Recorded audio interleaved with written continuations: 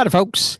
I'm Jeff, and welcome to my Father's Shop podcast, where the first of the month we always highlight amazing women in our industry. And we're so glad to have Tiffany Scherado here. She always organizes this, gets us some great speakers, and comes up with a fantastic ideas to talk about. So, Tiffany, tell us who you got with us tonight.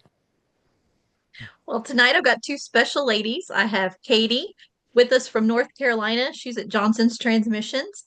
And then I have Katerina out of Delaware, and she's at Rehoboth Auto Repair. So they're going to have some good information to share with us. Katie, this was actually her topic. This was her idea when I was recruiting for last month. She said, "Hey, when you guys do a show talking about difficult customers and difficult employees, I want to talk." She's like, I want to talk about that. So I thought, with New Year's coming up and people trying to figure out what their resolutions are or looking at things that they can improve upon, I feel like this would be a great topic for everybody to share. And Katerina's dealt a lot with staff and staff issues and things like that. So she volunteered to come on and join us as well. So I appreciate both of them coming on tonight. Thank you, Katie and Katerina. Now, You're wait a minute. welcome. Wait a minute. Do you mean that as shop owners, we have difficult customers? Absolutely. I had two just today. Ah, It's a typical Monday after the oh, holidays. That's how oh, it so that goes. that was your first two of the year. Is that what you're trying to say? You've That only was had my first two of two? the year.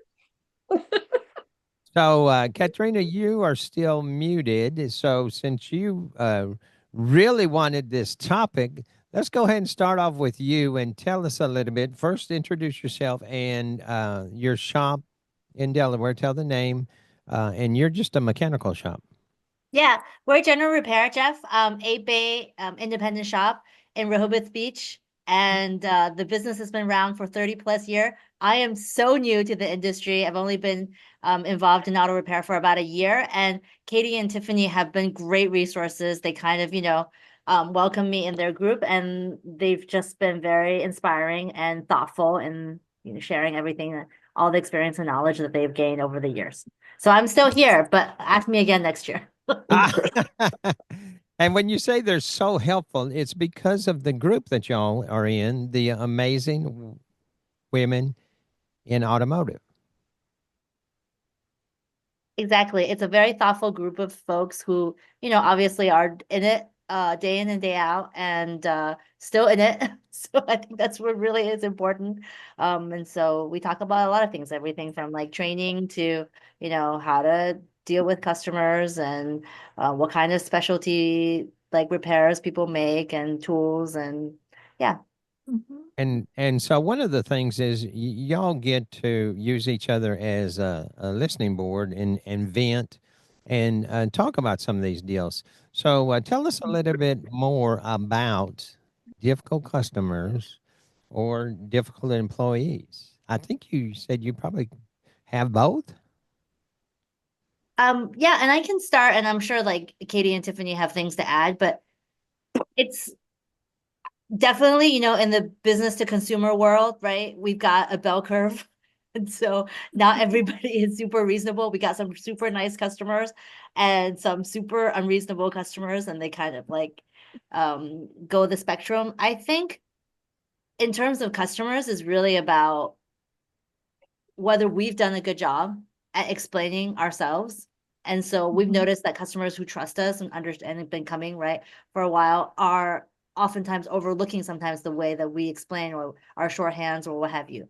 But folks who aren't used to us or who have certain expectation or who also expect something that they thought that they were getting and they didn't, those are the customers that then we can get into miscommunication and difficult transactions with. And here and there, there's always going to be somebody who is super unreasonable, but we just try to, you know, be upfront, transparent, honest, and let people react as they can.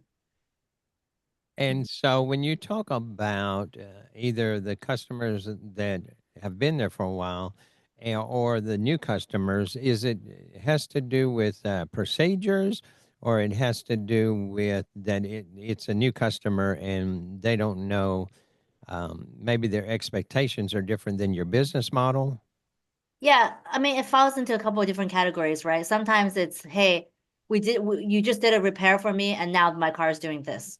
But what they maybe don't know or see is, hey, there's maybe a part issue.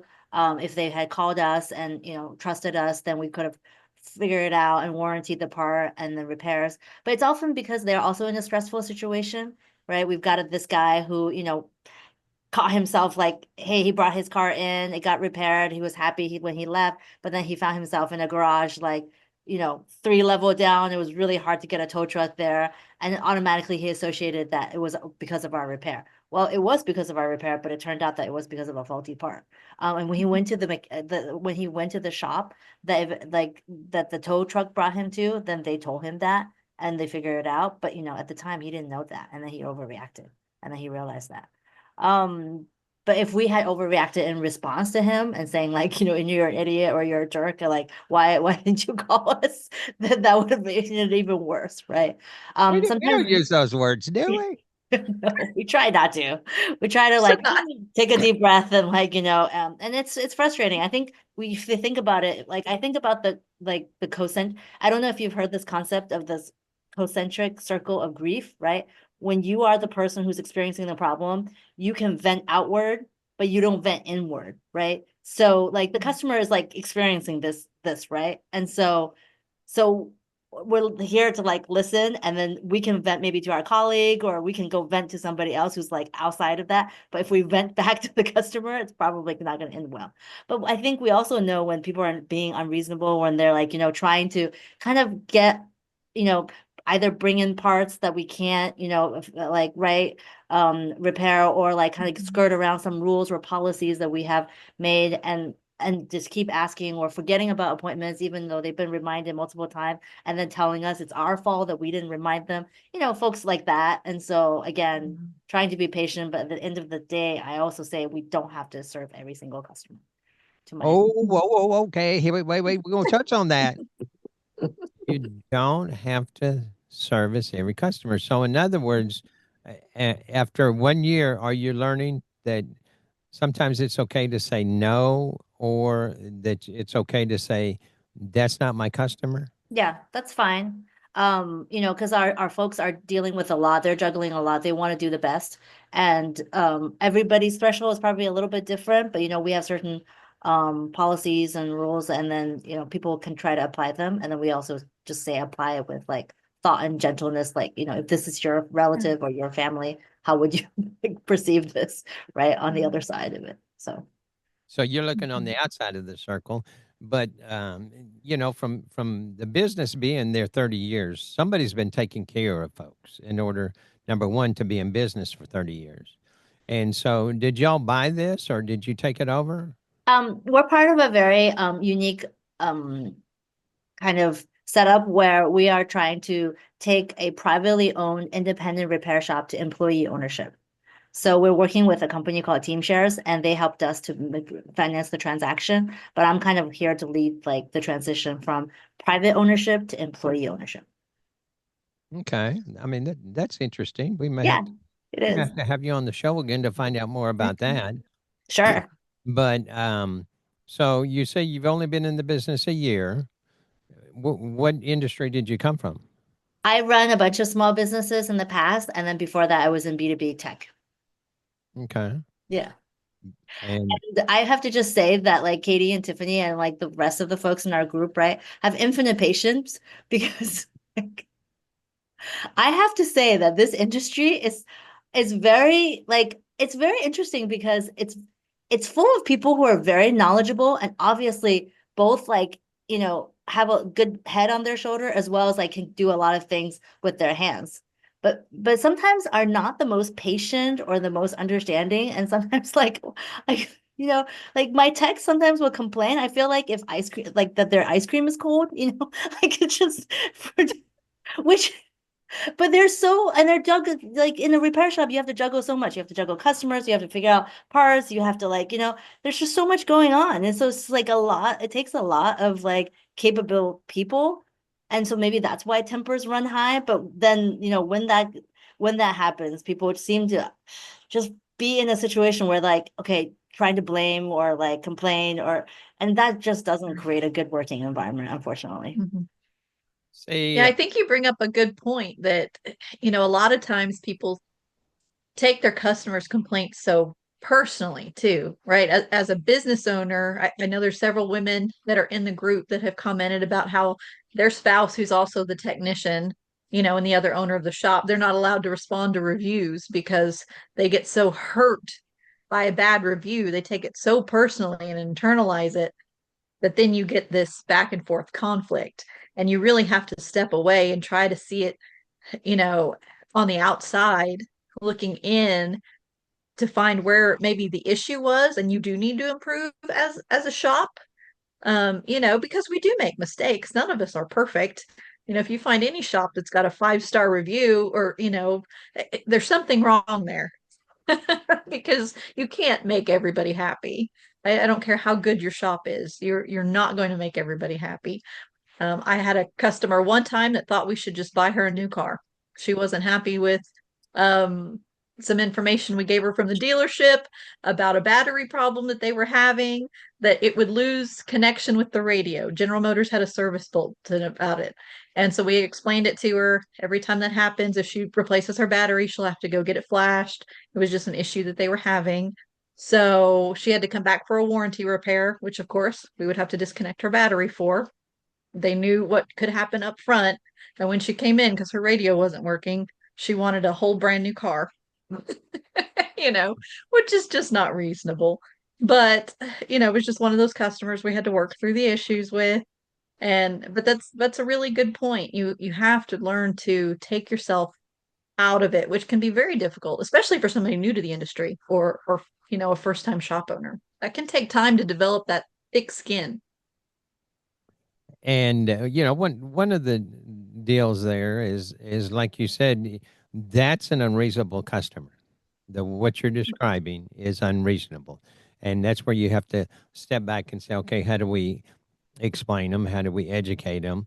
And by telling them, hey, there was TSB. Hey, this is what happens. It's kind of like the Honda ones. Yeah. You unhook the Mhm. battery, then if you don't have that code to punch into the radio, that radio will Program it. help him back Yep. home. Right. And Volkswagens, the transmission folks know you unhook the battery, the transmission has to be reprogrammed.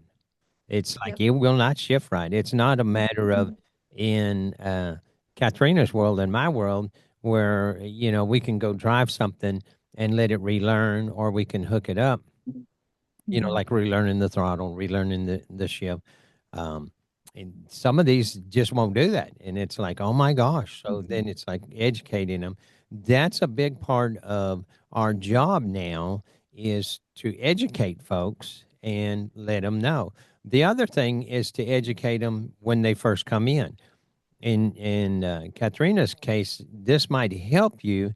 What we do here at the shop, we've been in business over 40 years. We've been at this location over 30 years. And whenever a new customer comes in, and how do you know it's a new customer? We put it in the computer, their name's not there. They haven't been here before. Um, or they'll tell you, oh, I've been driving by several years and now I'm going to stop. Oh, my neighbor, they look at reviews. Most of ours is referrals and stuff like that, or we get a lot off of the reviews. They Google, and it's like, oh my gosh, you're like the reviews, the best shop around. We explain to them, this is how we do business. This is what we do. You call if we don't answer the phone because Candace is going taking somebody home, picking somebody up, getting parts. If she's busy, I'm not going to always stop and answer the phone. I'm working on cars. I'm trying to get this done. So you understand, if it comes up to an answer machine, leave the message. Candace will call you back. And we'll have ones that'll call, hang up, call, hang up, call, hang up. Nobody answers. And then you look over there and you're like, okay, well, that's the same one that called 3 times in a row. I'm not going to pick it up at that point. It's like, when you get older, you get a little gruffy, a little grumpy. And it's like, I ain't picking that phone up now. It don't matter. You can call 10 more times. And if you don't leave a message, it says please leave a message. So we tell them that up front. Then we tell them, okay, most of our work is by appointments. We used to, schedule and take, and we schedule out, and we're probably 2 or 3 weeks out. But it's like this is what we schedule in for the day, and you have certain procedures. It's like nobody brings parts, you know, and you might not understand, Katrina, but if you look on your insurance policy, it'll say they can't bring part. If you tell your agent, hey, we're letting customers bring part, they go, okay, well, you're going to find a new insurance agent, a new insurance company. They will, if something goes wrong, they will not cover it. And then the next thing is, okay, here's our warranty. And so if you're dealing with a company like O'Reilly's or Napa or whatever, you can get on their programs where now you offer a 12-month, 12,000 mile nationwide warranty. Now you offer a 24 uh, month, 24,000 mile nationwide warranty. Now, even though you're independent, you're on the same as any other big shop or any other name shop. If they have the warranty and you're in Florida, you're in Colorado, or you're three levels down, they can still get a warranty. So as long as they understand, hey, you have a warranty, this is how it works. You call this number, they'll send a tow truck. You're not by us. They're going to tow you to the closest shop that's on the program. That way, they're reassured, oh my gosh, we have a warranty no matter where we are. We're going to take care of you wherever you are. Because the idea is we're trying to take care of folks. We're trying to fix their cars. They're in a rough situation. So we're doing everything we can. But again, on your side, we didn't buy it, build it, or break it. Yes, broke down. So we're scheduled in. If we have a breakdown and it's, some run of our good regular customers, we're going to try to take care of them. We're going to try to squeeze it in. Hey, bring here. Let's see what's going on. The other part is you have your ever since, and that's what you started out with. Well, you worked on my car, and ever since you did this, and ever since. Yeah. That's one of the things that are going around. Part of the what we're trying to change in the industry is okay. It's not. We're just not an independent out here on the island by ourselves. Just like all these amazing women are all together trying to help each other out, trying to say, "Hey, we've been through that. Hey, we've done this. Hey, try that." It's to get ideas, and so you have to remember they didn't pay $750,000 for your business. They didn't pay $1 million for your business. You did. So if they're going to tell you, hey, I want to bring my own parts, okay, write me a check for $1 million. You buy the business and you can bring whatever you want. Oh my gosh. Let's, uh, you have to be able to make a profit, which is not a bad word. You have to be able to make a living. And you have to say, okay, you're looking at becoming employee based. You have all of these families that you're responsible for. So if you let a customer dictate how you do your business, yes, customer. Okay, so now you're going to be responsible for taking care of these families that work for me. No, you're going to be responsible for paying my insurance. Insurance. Everybody knows insurance just went up first of the year, and it's like, no, okay, then I make the decisions what we do here. And we tell our customers, this is how we do business.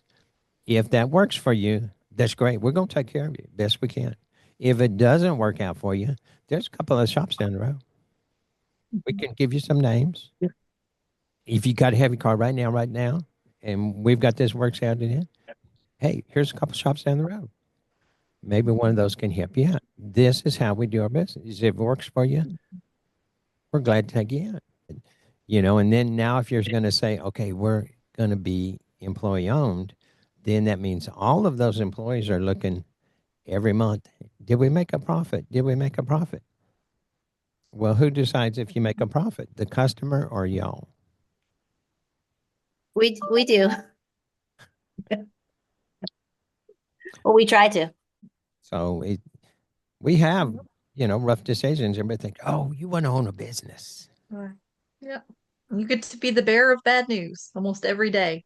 And that's a hard position to be in, So we just have to understand that we don't have a fun job. We're kind of like dentists. Nobody really Oh, wants to go to the dentist, they love to right? come I mean, that's how it to is. us. But you don't have to take abuse too, and I think that's important to point out. And one of the things I like to teach my staff is if they feel like somebody's getting too irate or being, inappropriate or very difficult, it's okay to say, listen, I want to help you. Come back and speak with me when you calm down so we can discuss this because this Yeah, isn't no, working. It is okay to stop that conversation and let them know that you're there for them when they're ready to be civil about things. Otherwise, I've there's times when there's no reason to discuss it. Yeah, Katie. I've had multiple with multiple customers that exact same conversation. there ain't no cussing. Yeah. There's no cussing. Like, you don't cuss me, I've not cussed you. Mm-mm. But when you're ready to speak to me like an adult, we can have an adult conversation. I've also told employees that when you're ready to speak to me like an adult, we can have this conversation. Yeah. Can I Mhm. ask Katie and Tiffany? So, like, one of the things that I kind of struggle with, right, is that the customer is always trying to appeal to somebody who will then listen or not listen. I think when they get ask a question and they don't get the answer that they want, they always say, "Oh, well, then can I speak to somebody else? Or can I speak to the shop manager? Or can I speak to the Yeah. owner?" And then I have my employees telling them, "Hey, we're all owners here, so this is our policy, right?" Right. So I think, and then on the back end, I also try to say to everybody, right, like, nobody likes to be the bearer of bad news. So if we're saying this, it's because we collectively decided this is our policy, and therefore if somebody enforces that, please don't go over their head and then override it. But how do But you have to you, make sure, yeah, you yeah, have to make sure all of y'all are on the same page. right. You can't have like three of y'all agreeing and then one like, oh, well, if they get to me, I'm going to do this. No, you all have to be on the same page. Right. And how do you And guys the like worst thing, right, go ahead. That's what my the question was. I worst wanted to thing you hear. can do is go ahead and give a particular customer whatever it is that they want, because that was one of the customers I was Mhm. dealing with today. We've had her for several years. She's been in with a friend of hers that was very difficult, that we were trying to help out in a situation where they came from another shop, and surprise, we're having difficulties there.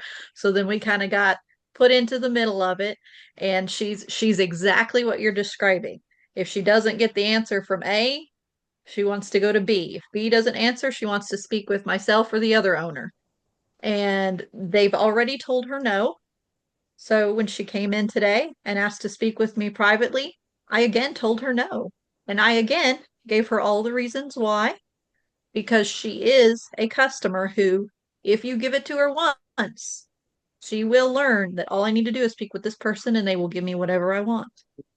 And you We've had that cannot with do we've that. had that with our owner. There's been times when they'll say, "Hey, can we speak with the owner? Can we speak with the owner? I'm the general manager. What can I help you with?" Like, he put me in this position. What can I help you with? And normally, though, it doesn't get past me. But then you have to listen to the customer. If you just let them vent, listen to them, you'll figure out what's wrong. We had one, I think it was last week before, the service advisor asked me, will you speak to this customer? I'm trying to sell this transmission job. He's just going on Christmas. He just lost his mom. He's raising his nephew.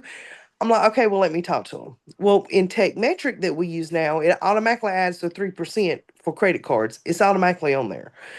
So he was just going on about how all this money, he got custody of his nephew, they just buried his mom. So I knew it was about the price without him saying it was about the price. So I come out and I told him, I said, well, sir, I can save you like $230 if you'll just bring cash or a check. Absolutely. That's all he wanted. Shop didn't lose no money because it was just a fee. Yeah. And so I had to, you just need to make sure your service advisors are informed too. That should have never had to got to me. My service advisor should have listened and caught that. But 9 times out of 10, if you just listen to them, and the same thing with employees, there's something going on at home, listen to them, but don't be held hostage by an employee. Explain Well, that. Explain that. yeah. Don't be held hostage. If one comes up, if you do this, I'm going to quit. If you do Okay. this, well, hold on, let me get you you can, do you want to write out your 30-day notice? You want me to write it out, or 2-week notice? You sign it. How do you want to do this? Um, but you can't be held hostage by an employee. You have to realize you are the owner. They're your employee. You give them a check for the services they perform for your company every week, 2 weeks, however you pay them, and you make the rules, not the employee.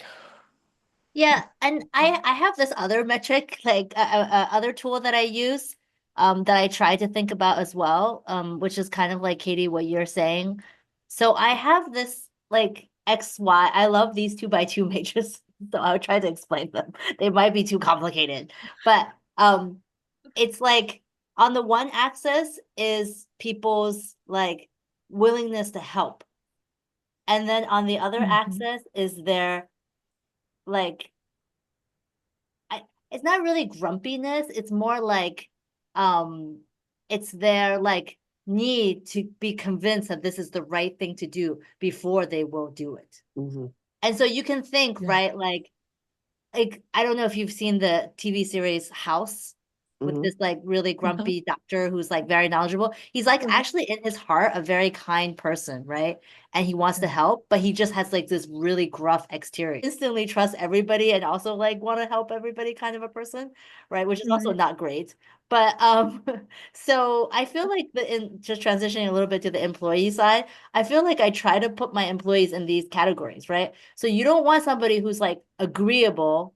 We had an employee like that who was kind of like agreeable. Every time I went to him with something, he's always like, "Well, it's not me who doesn't want to do it. I think none of the other techs will want to do it. But I think this is fine." And it turns out that he's like the person. So he's always like trying to be very agreeable and trying to be like the good guy, but he's actually a taker. He's like pretty selfish. He like doesn't like always like tries to kind of finagle and overbuild the customer, like, kind of boost his own productivity because we are paying extra for productivity. And so I like to think of this like giver and taker, and also like, kind of like likability or convincibility a factor to try to place my text and say, okay, I think this is somebody that I actually want to work with, but I think it's just going to take time, versus this is not somebody I want to, because they're just a taker, and ultimately I need to manage them out of the shop. Or if they keep asking me, like exactly what you said, Katie, about things that I need to give them, then like stand Yeah, firm. And yeah. we actually had an employee. He was there when I started, so he'd been there about 5 years. Very good employee. Never had comebacks. Always turned at least 45 to 50 billable hours a week. Couldn't get along with anyone. We had to go. He had to go. Like you can't let an employee bring the morale of the other employees down neither. Yeah, there's definitely a balance, which both of you have touched on, right? They need to be good technicians, but they also need to be able to be a good fit for your facility. That they follow your policies and your procedures, and they Yeah. understand that it's about the bigger picture. It's about the shop, it's about the customers, it's about the service, and not about them. Because when they get too focused on themselves, then you're not going to get what you need out of them to keep a Correct. successful business. Yeah, and I think that that's really, really hard to tease apart, because I always I always think to myself, do I want to incentivize the team to like, right? Is it that 1 + 1 is equal to 3 versus just 1 + 1 is right? Because like if you have a really great team, right, like they can help each other, they can do more. But am I also like am I pulling everybody to the top, or am I dragging everybody down to the least performing person? And that's something that kind of does that make sense? I always struggle with this when I'm thinking about like employee incentive and motivation and all group dynamics and things like that. So y'all, And in your situation where it's going to be employee owned, that's going to be really interesting Yeah. when Yeah, I've been you're thinking talking about that. Yeah. right? Yeah. So we want to incentivize and make sure everybody's wages, that they all have great wages. But Joe over here is not doing as much as this guy over here, and he's getting the same bonus everybody else is getting. how are they going to Yeah. feel? Because now they're not employees. They're Yeah, you can't let one employee bring the morale of the shop down, because that puts everybody else in a funk. So And Katie, how can you tell when like one employee is bringing the morale of the shop you can down? tell. They'll Yeah. talk. They'll talk. Well, now my guys do. Like, I'm the only female there. I'm the only woman there. I have been for about 4 years now. They talk. You can tell, and then you can cut the tension with a knife. And then if one person's not in his, like, if they're going to the bathroom or something, you walk out. It's a totally different atmosphere. You can tell who it is. That right there is like uh, I could say another conversation I had, but it's like where someone's around and everybody's happy and jolly, Mhm. and then when somebody else is around and it's like nobody's, joking and dancing, it's like, you know, right. you just pay Like when that attention. person calls in sick for the day and the shop's really running great, you kind of know. There you go. Hey, can we buy Yeah. pizza today? We had we actually had a guy voted off the island, basically. We kept trying to work with this young man and he was a good tech, and we they finally all the employees came to us as a group and said, listen, we've all tried, we've all talked to him, we've tried to make him part of the team. He just has a bad attitude and he doesn't fit. So we said, okay, we'll let him go. And I feel like when you get that uh camaraderie with your staff and you start to get that, for us it's kind of like being a family. Yeah. You've achieved what you want, and so then when the poison comes in, they're okay to tell you. They trust you enough to tell you because they want that too, because you're all riding the same wave. They know, like you said earlier, he's going to sink us, and they don't want it either. Yeah. So I think what you say makes a lot of sense. I think that the sometimes I also think, and this might just be a very much of an outsider perspective as well, because we're trying to make, a few changes in our shop, like from everybody being their own advisor to actually having service advisor. And so like, like this is a huge difference and the techs are kind of experiencing. So sometimes this is just a very long-winded way for me to say that sometimes I also think about, right, like when is it that, hey, it's just the good old boy group and it's hard to break in, even if it's a good guy versus, right? Because I've been thinking a lot about hiring a female tech.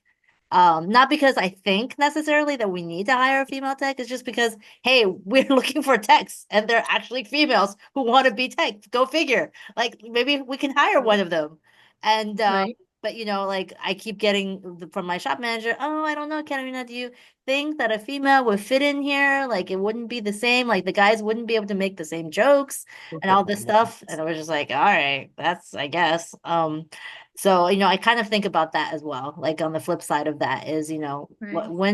when do I stand up as a leader, like as like somebody who sets the tone for the shop and say, hey, guys, let's give this person a chance. We actually had shadowing this year, and I had 3 females come into my shop to do shadowing from the transmission class. I was shocked that there were 3 females interested in transmissions because that's heavy work. So it was really surprising.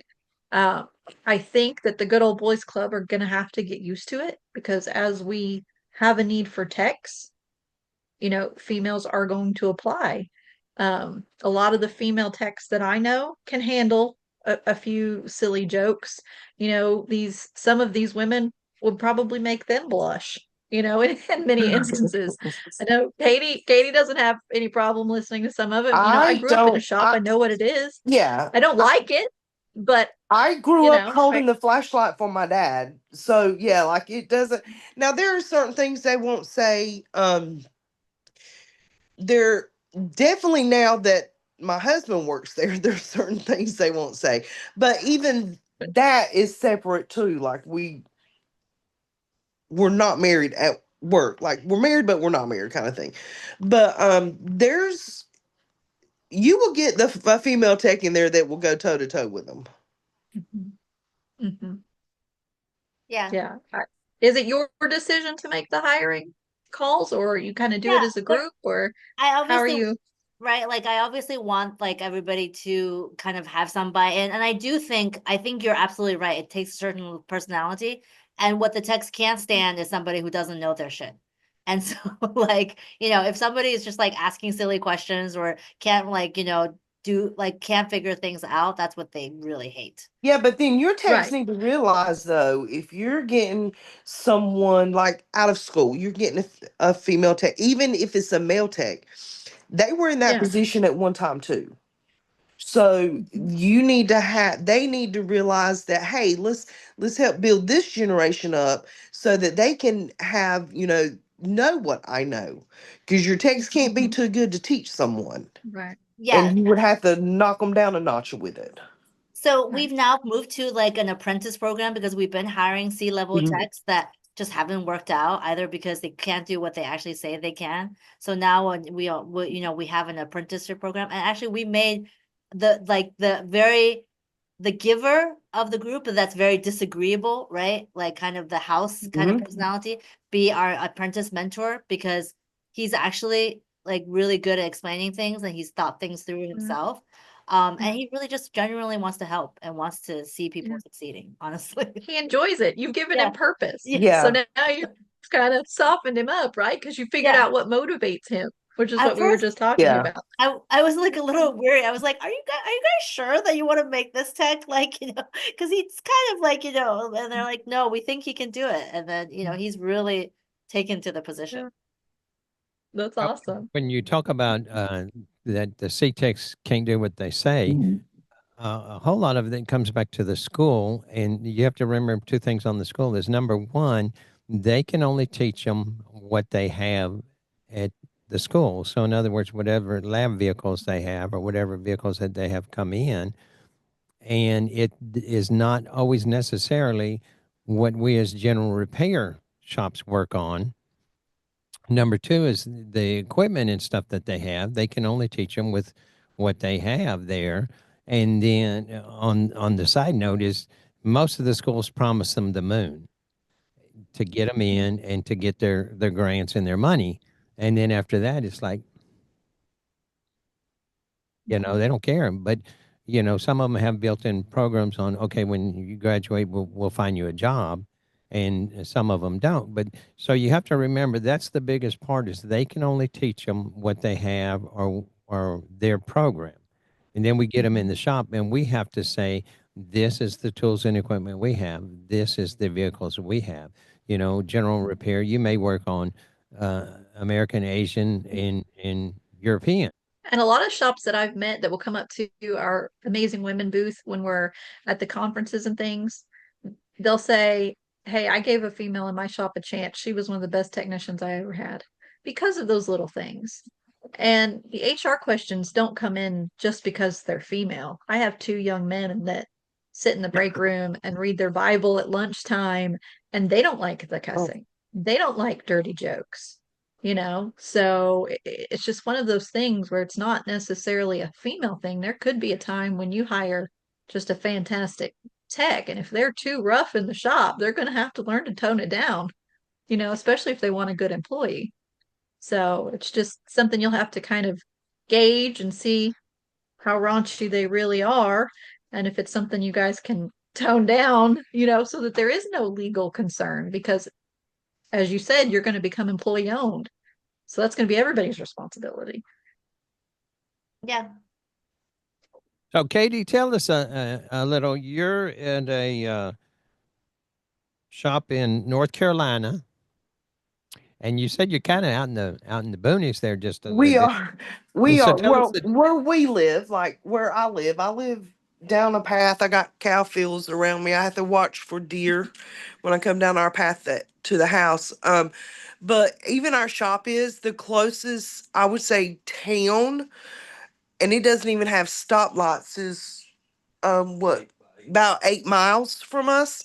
But we do pretty good. We average, I would say, 60 cars a week.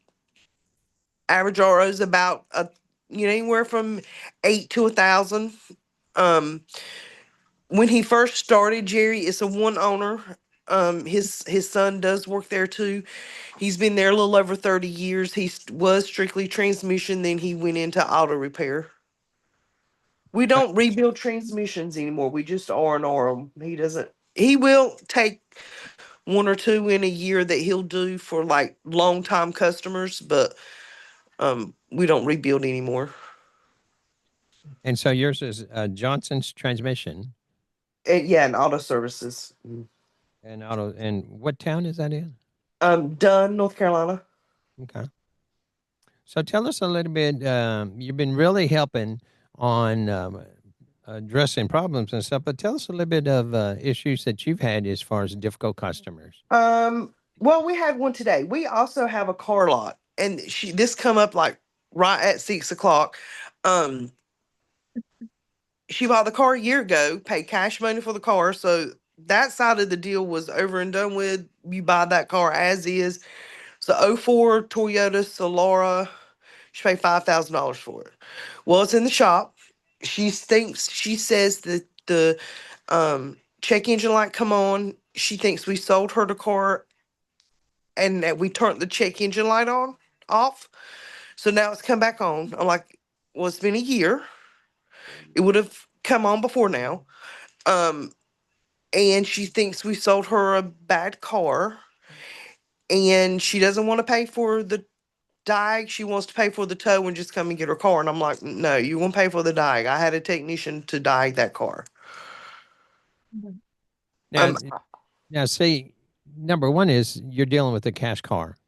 Correct. And then number two is that's where you can kind of look at this is the rules. Mm-hmm.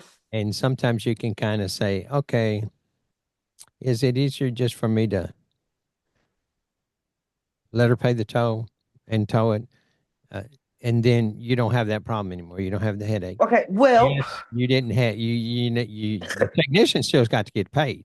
correct. My technician still has to get paid. And my technician is going to get paid either way. My first thought in my head is no, she's going to pay for the diet and she's going to pay for the tow. Only because If she's going to give you a bad review anyway, Katie, you might as well get your $150 or correct. whatever, See, right? that's what I'm thinking. You know me. That's what I'm thinking. And she's already Katie. had a bad attitude with two of my service advisors. Right. I haven't. So it's spoke really with not her a yet. diag fee anymore, right? It's a inconvenience fee. You know how I am. But if she calls me, and I will probably talk to her tomorrow, and I will see where she's at. I could split the diag fee with her, but Right. I am a firm believer you can't call and fuss at my employees and then expect something for us to give you something. Very rewarded. Right. Yeah, that's not.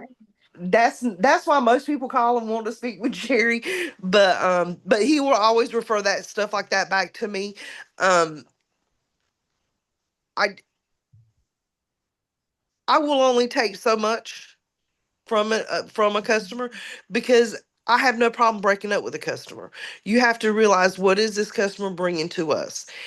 Okay, so they come in 3 times a year for an oil change and they want to complain about the oil change process. Well, unfortunately, that's all you get done. You don't do you. We can't sell you anything off of one of our inspections, off the 61-point inspection.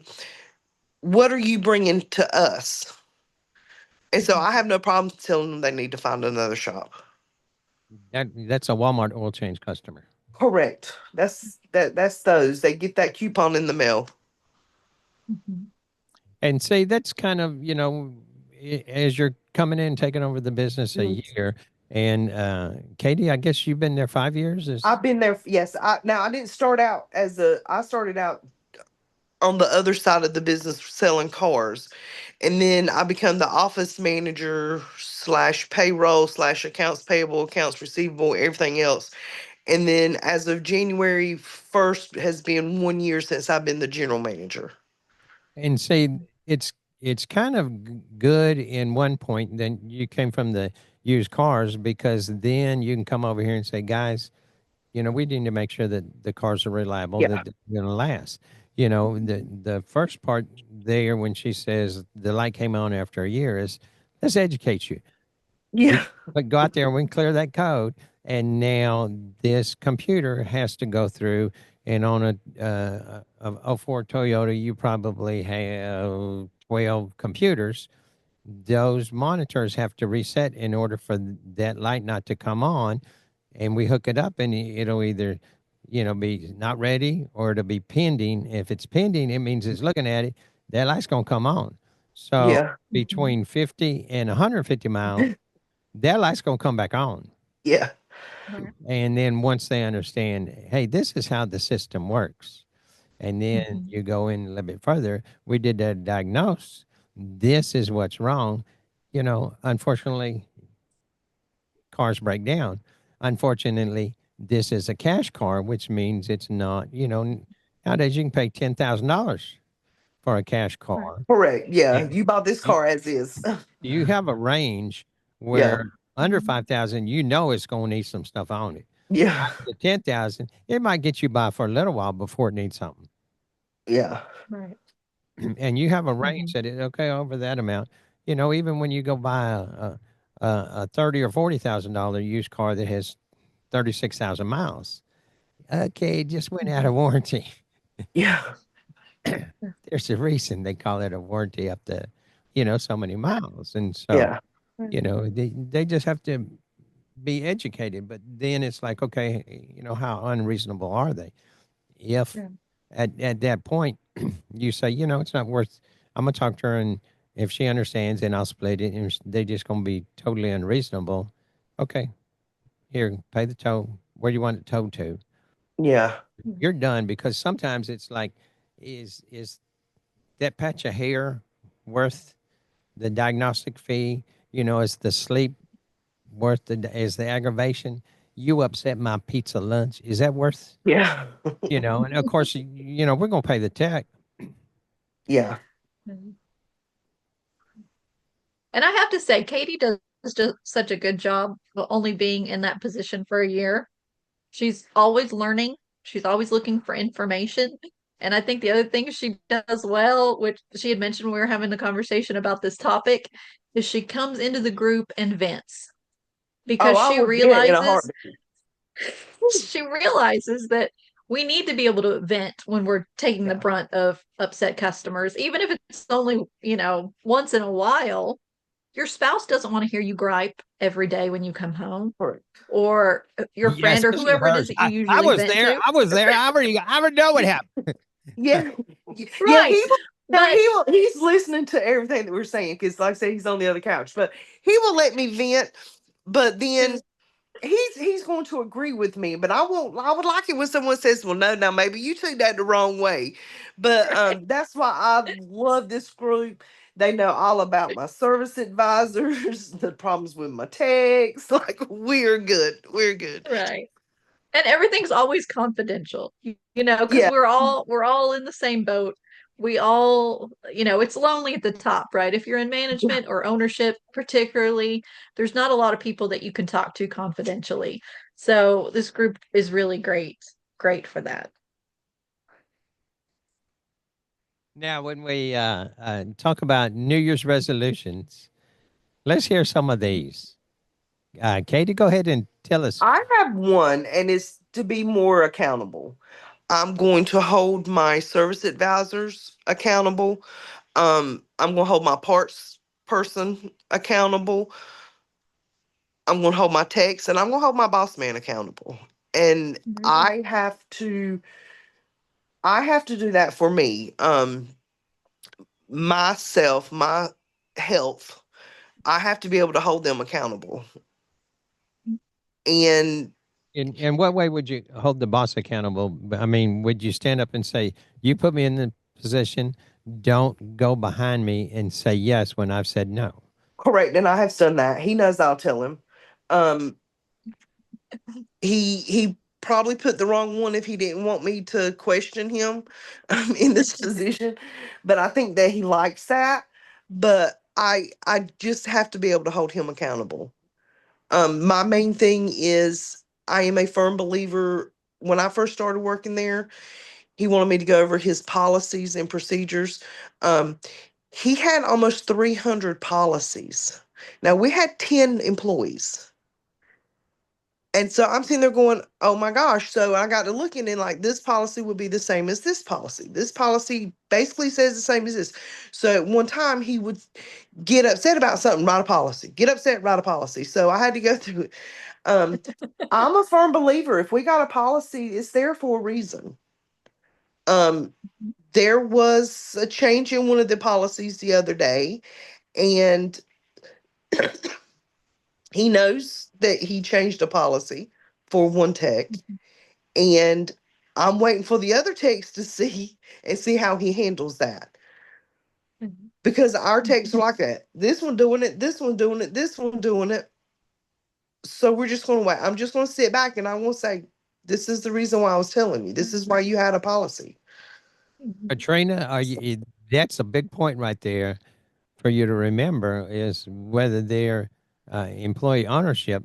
You know, if you go to Shields, outdoor sports place, you know, they're employee owned. They still have supervisors, managers, you know, that they have someone that writes the check. The employees don't write the checks to themselves. So you can say we're employee owned all day long. That just means at the end of the year, if there's money left, they get a little bonus. If there's a bunch, they get more. It don't mean that they can make yes and no decisions all day long. Yeah, I think also some people don't want to make yes or no decisions too, because I always remind them, right, that you have to take responsibility for Yes. this as well. The New Year resolution that I have is just to, I think, like in my first year, I think I was overexcited about all the possibilities, like some of the standards and best practices that you know talked about, right? And I thought, oh, it's gonna be so easy. Like, of course, it's known. Like we all know what to do. Now I just have to do it.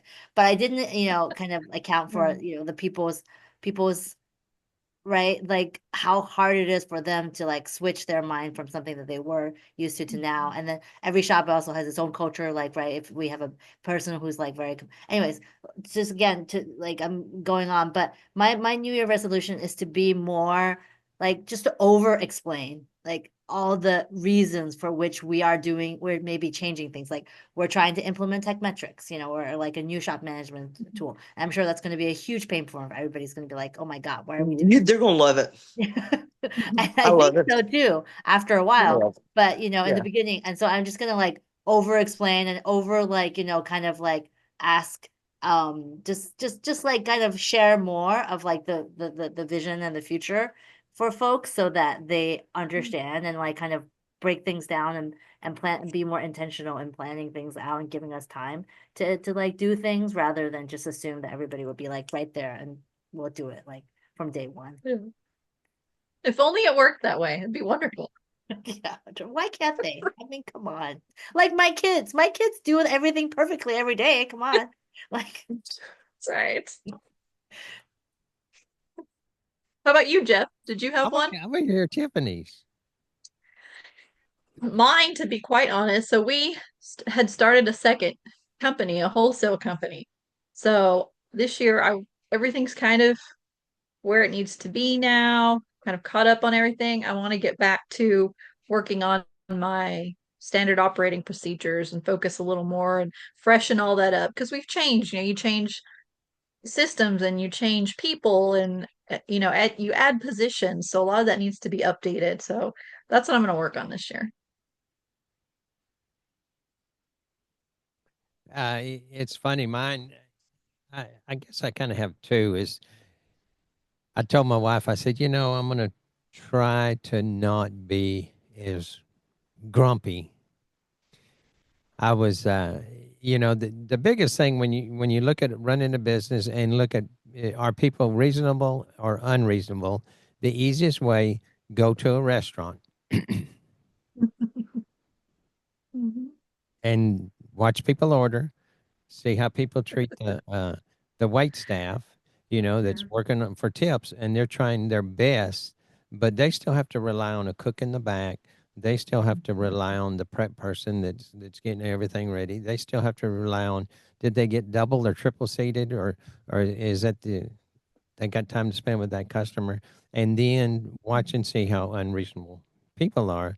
When it comes to, hey, we came out and now it's more expensive, and these folks are, it's like you get something, you go, yeah, I ordered that steak, but I really don't like it. Take it back and bring me a salad or bring me a fish, and it's like, okay, and you start seeing, oh my gosh, there's a lot of unreasonable people out there. There's a lot of people that might not be your customers, but you'll have, when I say a little bit more grumpy, I see some of these older guys, and us older guys, we get grumpy. I mean, just happens, you know. We've been through all this. We've dealt with all this stuff, but you see some that are just as cheerful. Hey, they sit down. Hey, I'm Sandra. I'm your waitress today. Hey, Sandra, how you doing? Hey, we're so glad that got to come out here, and you're gonna take care of us. And yeah, can you bring me a unsweet tea, and you doing okay? You look. I noticed. You got 3 tables all set at one time. We're gonna try to be understanding about that. Bring us some tea and some biscuits, and we'll be fine for a little bit. You know, and you got people like that, and then you got other ones like me that are just like, I didn't see 3 tables at one time. But and the other thing is, I've gone. I told you we've been in business over 40 years. I've gone so many years, and when y'all were talking about, hey, we come in, hey, this is the mechanics kind of have a little bit of attitude. And for so long, and Tiffany will probably agree with me, is for so long, if you came in and you start saying, I'm the best, you're going to have 3 others stand up and go, you ain't dog. I'm, I don't mind. I could work circles around you. And it's like, I've always kind of kept my mouth shut about a lot of things, and it's like, okay, this year I'm going to try to be a little bit more sharing my opinion. I've always shared my opinion in private. And it's like, there's a few things that we need to stand up and talk about. We need to stand up and say, hey, who's coaching you? Hey, who's training you? Has this person ever worked on cars before? Has this person run a successful shop? Has this person still has a shop? Or know they were in business a couple of years and couldn't make it and went bankrupt, and now they're out here coaching, or they're out here doing marketing, or they're with this other company that says they got the best software, and you're like, okay, you can say you're an apple tree all day long, but until I see apples come off it, it's just another tree. Tiffany, such a wonderful job every month getting this organized, getting the ladies and having a topic. Any last words? No, I think I just want to thank the ladies for being there and coming to the meetings and spreading the word about the group and just keep sharing the information and building each other up and being positive, and we'll have a great 2025. And thank you, Jeff, again for another good meeting. Oh, thank you. I wouldn't be it without y'all.